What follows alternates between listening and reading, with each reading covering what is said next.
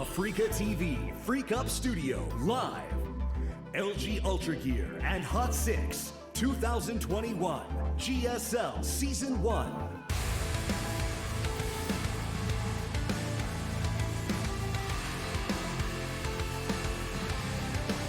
What is up, everybody? We're back here for another day of the GSL CODAS. Round of 16 continues on. Yeah, and today is the best day of the round of 16. I think so. We haven't seen the games yet, and there will be more games afterwards. But the lineup of players is really, really good. The lineup of players, it's exactly what I want, Tasteless. It's like, it's a perfect group. Well, there's so many different ways this could go. It's hard to know even who to root for. Any two players can make it through. Absolutely. Absolutely. We're either going to get players that are obviously have dominated at the highest level in the past, but of course Zoun being very exciting to have down here as well. We're having the new players injected into the scene and seeing how they're doing. Yeah, Zoun is really good right now. Yeah, and, looks very strong with his own play style too. Yeah. Definitely going to enjoy that, but I think it's kind of important that the Zergs make it through, to be honest, just for the balance. Like, if David Kim is going to strike again, we really need both these Zergs. Yeah, he's still with us in spirit, and we're still getting that golden ratio, or almost, but we do need some Zergs to advance. That's right. Otherwise, I mean, the ratio gets pretty bad at that point. Sometimes we get very fortunate with what goes through, and other times we do have it a little bit lopsided, but even then, the further on the tournament goes, it does seem to get down to a 1-1-2 ratio with the races pretty often. Oh, yeah. Always. Surprisingly often. I don't know how that even happens. I know. But it feels like we've got writers or something, like this is professional wrestling. Which is also real, by the way. Yeah. Okay. Don't you? Yeah. I mean, that those was guys, a joke. Sorry. They get injured, Tasteless. They do get injured. They are athletes for sure. They are athletes. It's very for hard sure. what they do. It's not easy. We could not do that. Yeah, and the Undertaker is actually a dead person that came back. He is. Yeah, it is. Scientists are still baffled by this, but yeah. So, guys, thank you so much for joining us. Again, we're always going to be on Monday and Thursday now for GSL. The schedule has been permanently moved, so I know many of you are catching this live right now, but if you're watching the VOD and saying, oh, that's weird, I didn't remember that being on in my live YouTube channel when I was watching, that's because we're on it at a different time. So if you do want to join us at those times, always 6:30 p.m. KST, Monday or Thursday. Yeah, a little bit easier to remember, I guess.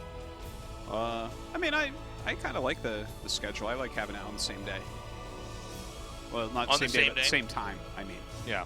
Like the same day. I'm like, well, that's literally not what it is, Artos. Tasteless, time is a circle. None of this is on the same day at all, so you must be pretty unhappy.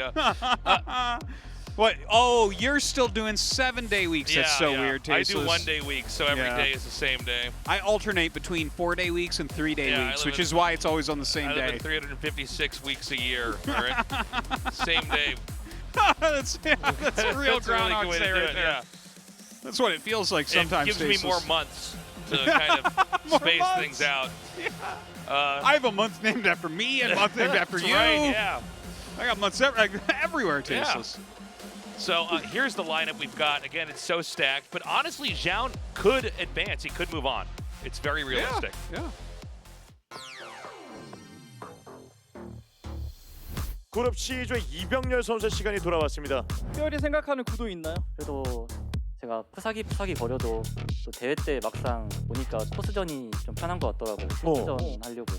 여기서 이병렬 선수의 선택 진행해 보도록 하겠습니다. 뭐 빨라요, 굉장히 빨라요. 이럴 줄 알았으면 들을 필요가 없었죠? 네. 자 여기서.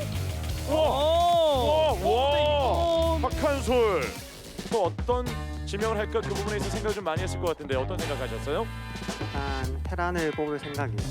이제 저일 것 같긴 한데 제가 한솔이한테 많이 졌거든요. 웃어요. 서열이 좀 낮나요? 웃어요. 테란 몇 위 정도 돼요? 뒤에서 뒤에서? 그래서 한 200원대? 와. 온라인 대회에서 좀 지긴 했는데 한솔이가 8강 갈 선수는 아니고. 자 바로 박한솔 선수 선택을 해주시죠. 자 누굴 뽑나요? 우와 진짜. 와 이신영 선수 뽑았어요. 저번에 많이 이겨봤으니까. 네. 남은 선수가 주성욱 혹은 박영우 선수예요. 저거가 낫지 않나. 그래서 박영우다.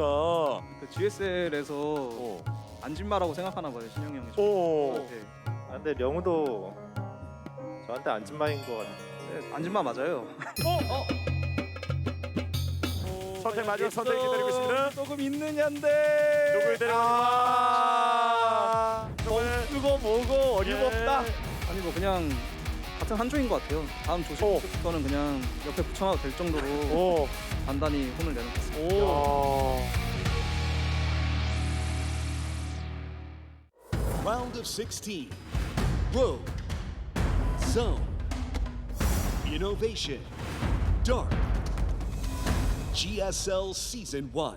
Code S. Very cool to see Zoun picking innovation in that group. I mean, he really has this confidence. I know that the history of StarCraft 2 is so important, right? Because a lot of these guys do manage to repeat what they've done in the past, but times do change here, and Zoun does seem to be honestly very comfortable in his own skin up here, even in a group this big. And I'm very excited. I think most out of all the other players we have to just see what these games are going to look like. Yeah. I think really anything can happen in the group. And I'm actually extra excited now that everyone's trash-talking innovation. You can't sleep on that guy. I mean, come on, he's like literally one of the greatest of all time. Yeah. And didn't have too bad a year last year. He's been so incredibly consistent in so many different eras of StarCraft here. But on to the matchup we have now. This is Rogue versus Zoun. And honestly, man, Rogue is just somebody that is always a safe bet to have win. There's been so many moments where it's like, Rogue's unstoppable, but I mean, you know, what about these other guys? And sure, Rogue's lost here and there, but he's, again, another one of these players that's been so dominant. Yeah. Especially in the recent half of StarCraft 2. Yeah. And, like, honestly, he's one of the people, like, I always bet on Rogue, TY, and Zest. Yeah. I wonder if I was like a sports bettor and I had just followed that the entire way, what would have happened, Tasteless? Yeah, I always wonder what would have happened if I could have gotten Biff's Almanac for esports and just taken over the world with that.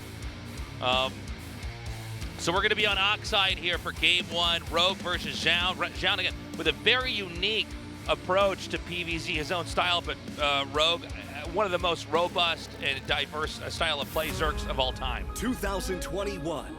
GSL Season 1. We stood at the edge of the world. Seize the stakes. They're living a life like dead by chance.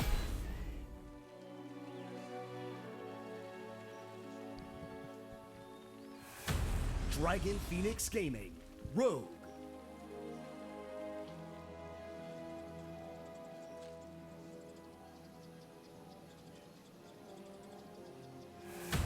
Alpha X. Zoun. You know how sometimes we call teams by their, like, abbreviated name, right? Like, for instance, Evil Geniuses, you generally call them EG. Yeah, sure. Right? I'm sorry, are you much softer in your headset than I am right now? Okay, you sound much softer than me right now. I think something weird with the sound here. I'm just a soft guy. Yeah, you're just a soft-spoken guy. We might have to get That's what my wife tells me before she hits me, Tasteless. So. We might have to get that checked here, because just, at least for me, I mean, it's not as big a deal for me, but if it's going out that way, that might be not good, because you sound like you're kind of far away. Yeah, can we turn up our Toast's voice production? Thank you. So, yeah, keep talking. Yeah, anyways. So, DPG, is that a good abbreviation? DPG? I mean, it's fine, I guess. I think DPG is okay. Dragon Phoenix Gaming is a bit of a mouthful, right? Yeah, but here's my problem with it, Tasteless. Phoenix starts with a P but has an F sound. So DPG is like false advertising for Dragon Phoenix Well, Gaming. you could almost be like DFG too. Because some people do Phoenix with an F. Well, that's like the Protoss unit, right? Like that's the Protoss hero. That's it's right. Phoenix with an F. It's been Mortal Kombated. We changed the letters around a little bit. But like, I think that's not a word other than that. Just that one hero. No, I mean, I've seen Phoenix with an F in other games. There's RPGs and stuff like that. Oh. Yeah. Oh yeah, like Phoenix Down or something. Right. Yeah. People make games are so clever. Like, what if we spell these words wrong? So this time around, we've got a denial over here of the hatch at the natural. Can you talk now, Artosis? I think I've been turned up, actually, is what's happening You with do this. sound louder. I am louder, and you're the same, but okay. Anyways, we've got the Twilight Council coming here.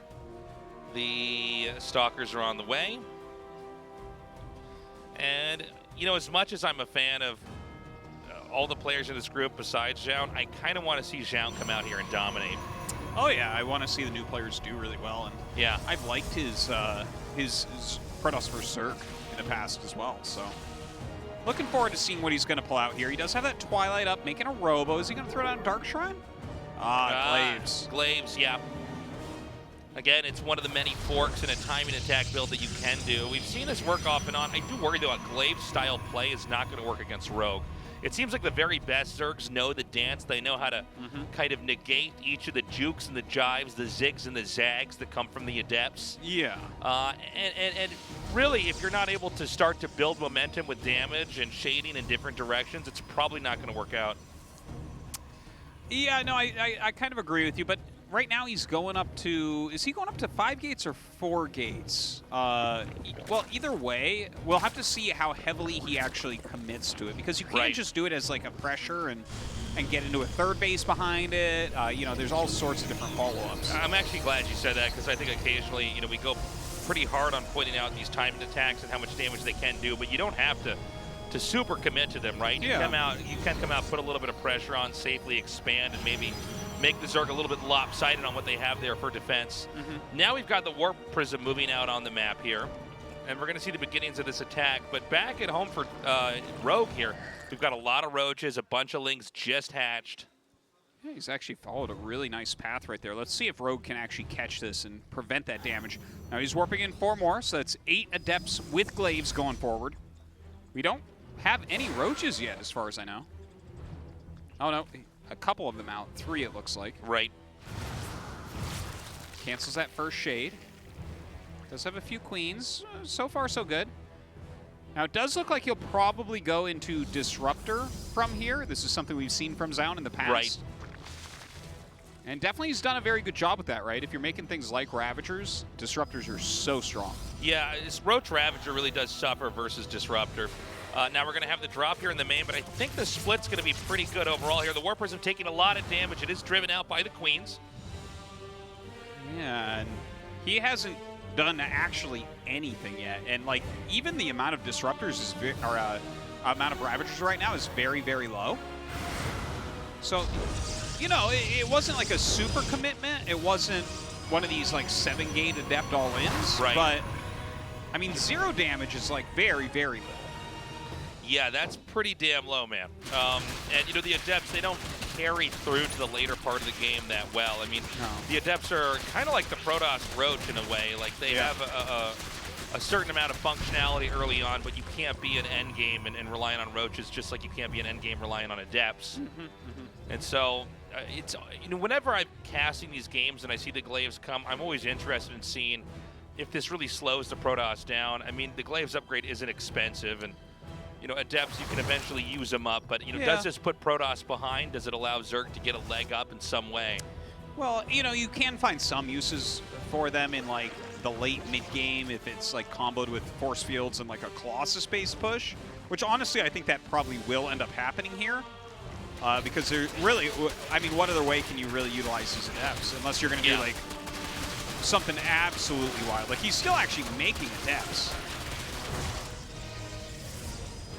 Okay, here come the Disruptor drops now here. This would be a really nice spot to try to come in here and hit, especially with these eggs. They're going to get canceled. Damage is done. Only shields taken off there on the Warp Prism. Yeah, a couple good hits. Starting to gain some value there. Another warping round of 5 Adepts. We've got 1 Sentry in here for, why am I suddenly bringing the name of the ability? Guardian Shield, thank you. I'm like, sorry guys, it's like Force Field? It's only been a decade and I can't remember that name suddenly. There's going to be another drop in over here. Nice splitting, but the shots do not connect on any real targets of value. I think he got 1 Zergling back there. Coming through here again. Yeah, looks like he's going to try that shade.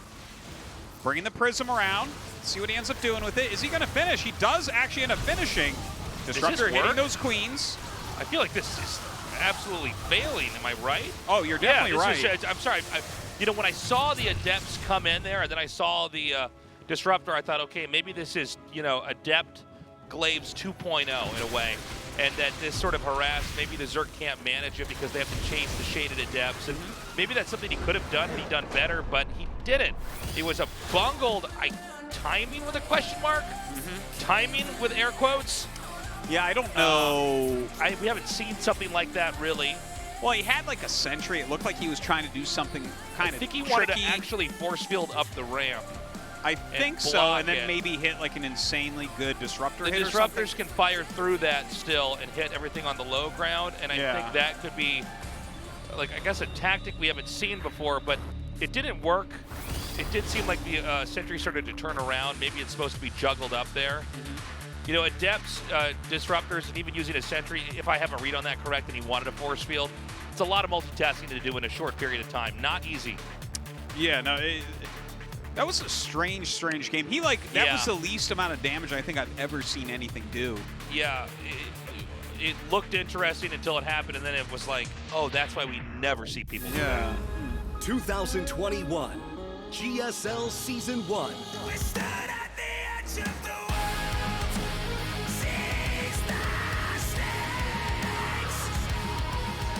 They're living a life like dead by Dragon Phoenix Gaming. Rogue.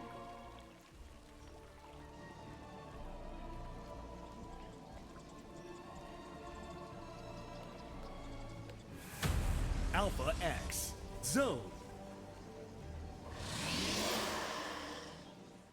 So I think we're going to have to see, and I think we will see, something a lot stronger here from Zoun.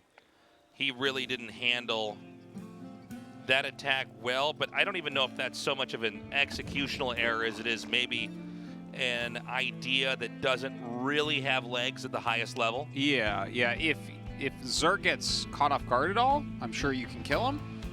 But that's like a lot of builds, right? Yeah. But Rogue was pretty on top of what was happening and just always had enough units and moved them well enough that he literally never found damage with anything.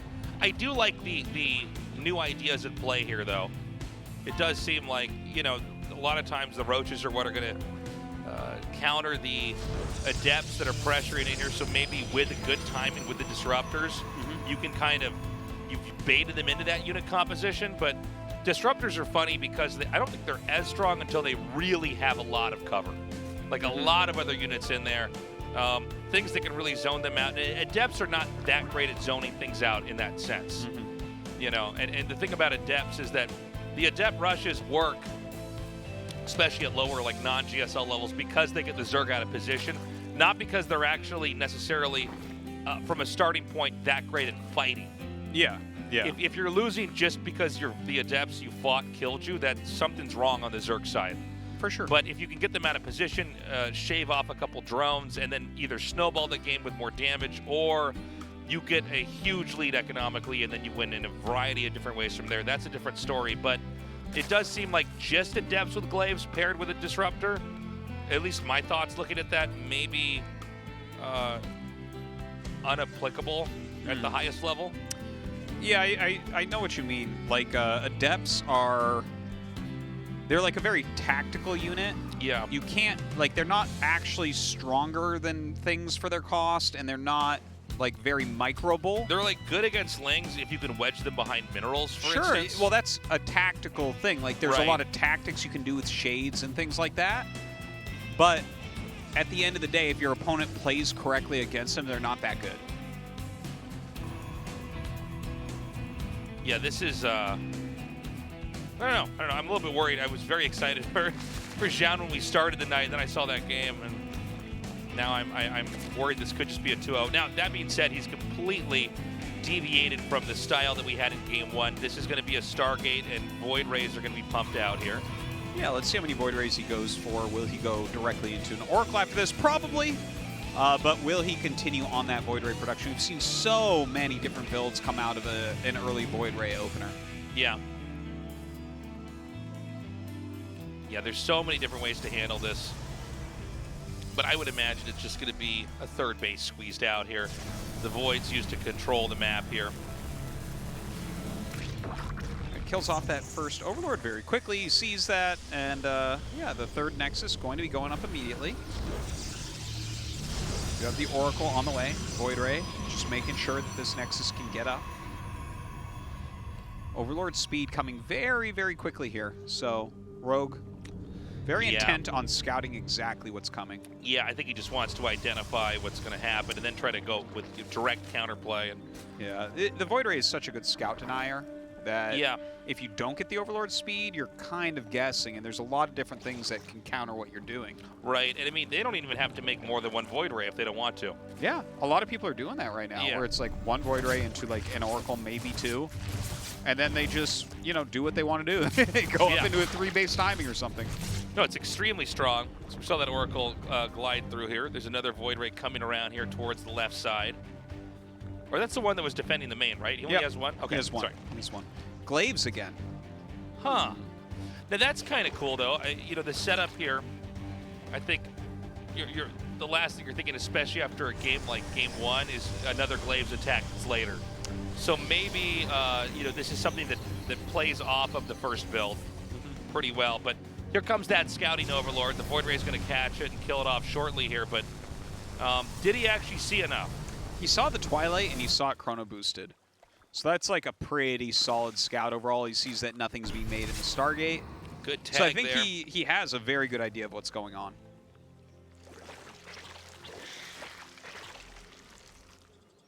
So the Oracle's going to back up now. And will we have the Disruptors used again here?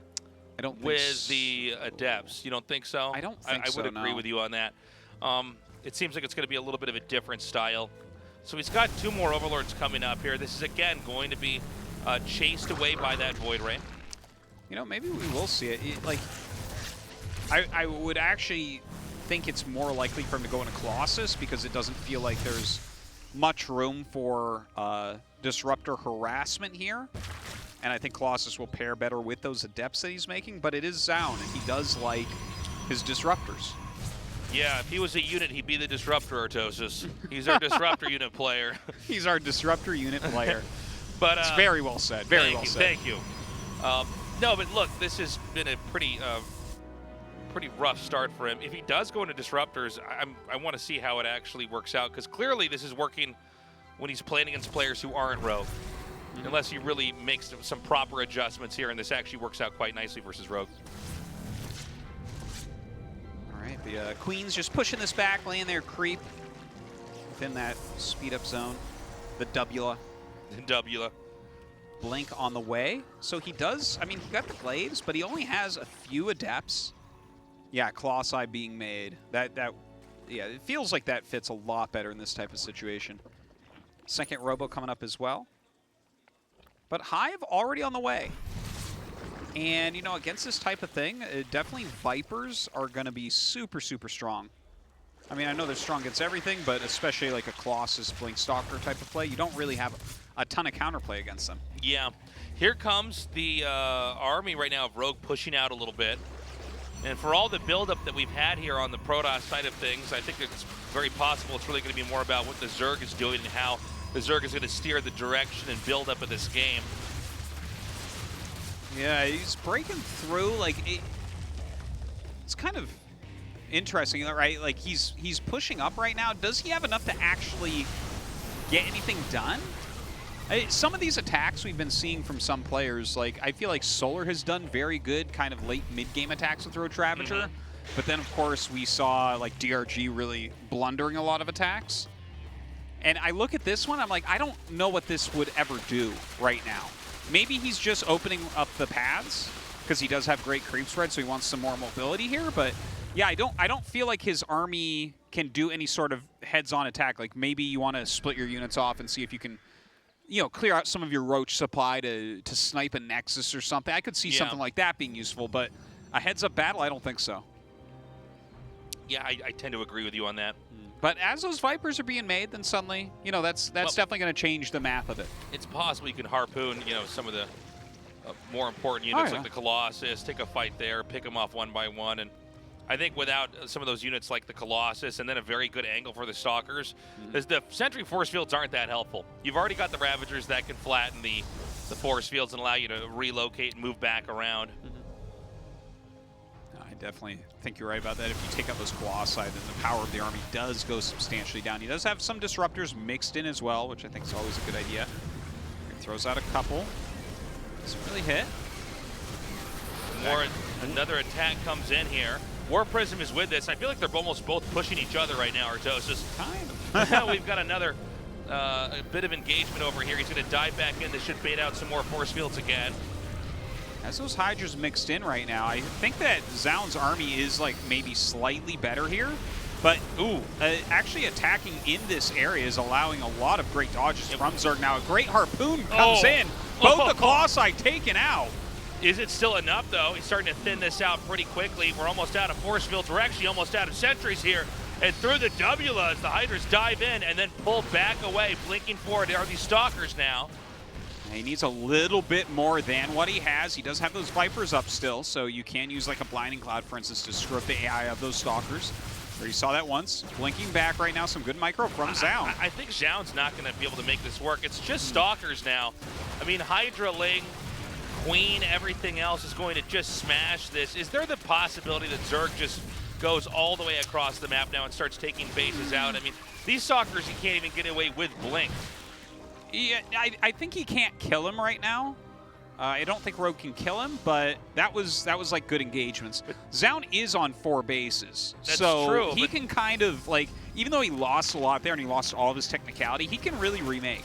Yeah, but you know, Rogue is almost maxed, man. Mm-hmm. He's going to have to start flying somewhere in here.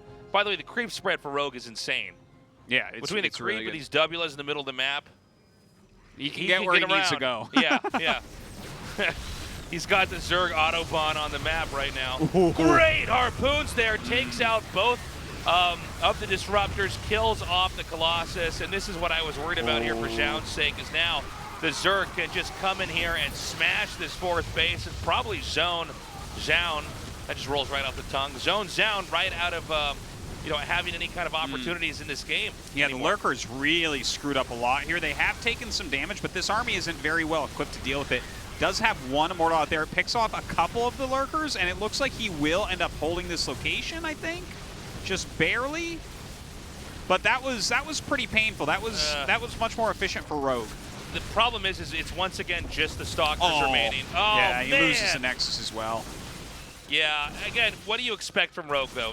Most games are going to look like this. Like, Rogue just seems to have every angle of Zerg down perfectly, every type of game he plays on an S-class level. And so there it is. Game 1 wrapped up easily. Rogue, you know, once again reiterates why he has been so untouchable off and on in the second half of StarCraft 2, really. Yeah. Since Legacy, Rogue has just been a monster. He's had periods where, you know, people don't know how to stop Zergs because of this guy. Absolutely. He kind of invented a lot of the modern late game of Zerg. And he really showed what Zerg can do in a super late game. Like just, you can bend the rules so much if you play like Rogue. And look, Zoun's not out. Yeah. He's going to be in the losers match, but clearly Rogue is supposed to be in the winners match when those two are paired together. 2 games that looked a little bit different, but in the end it was like the Zerg just did everything perfectly. And so up next, we're going to have our second best of 3 Innovation versus Dark. We'll have that in a minute. Don't go away.